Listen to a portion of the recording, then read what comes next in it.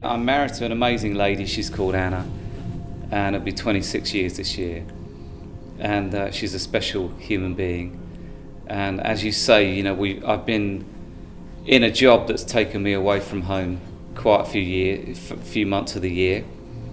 But there's always been a grace for it and a commitment to it and an understanding. And it doesn't make it easy, but it's the life we've lived, and we feel very grateful to also be living it too.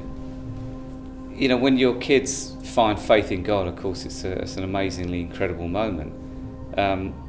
We haven't been the parents to sort of force it on them. More that we've had a culture in our house of we love church and commit to that. And I think they've discovered God along their way, and that's been great.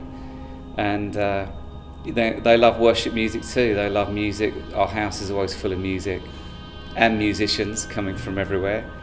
And so it's no surprise that they've kind of end up being involved. And my eldest daughter's writing a lot and performing around the world now, so it's great.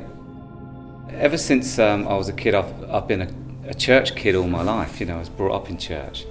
So it's been quite a natural thing for me to always write about my faith in God. Salvation is the most important thing that can happen in a human being's life, and when that happened to me at the age of 8, it impacted me so deeply that I just decided to write songs about that. But of course, as life goes on, you develop. I got married, I've got kids, and so I have written songs also about my life, being married, love and disappointment and pain. And I think it's important to write about those things as well.